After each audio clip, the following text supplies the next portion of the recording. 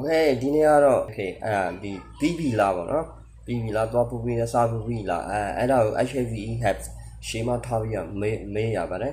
okay, have you ever been abroad? Have you ever been abroad?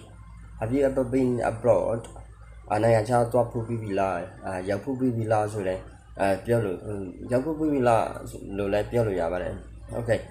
Adi Guaza Guapatama overseas,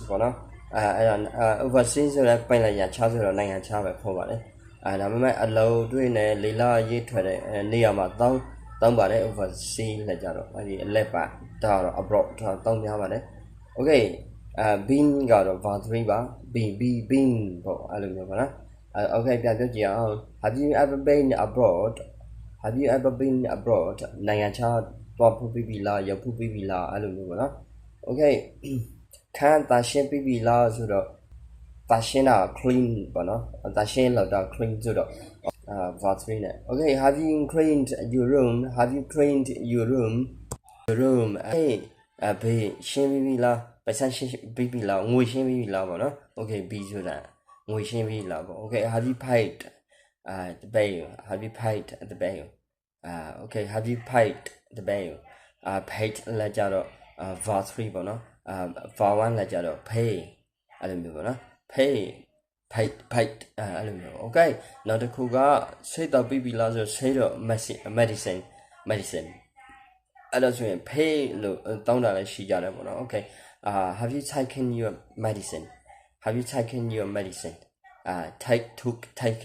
taken verb 3ပေါ့နော်okay ဆေးတော့ပြီးပြီလား have you taken your medicine have you taken your medicine okay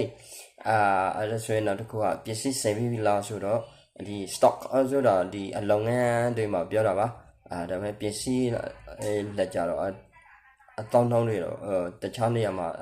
တခြားတိုင်းတောင်းတာတော့ရှိတာပေါ့နော် okay အဲ့ဒါဆိုရင် stock နဲ့ပဲလောဆက်ပြောကြည့်အောင် have you checked the stock have you checked the stock have you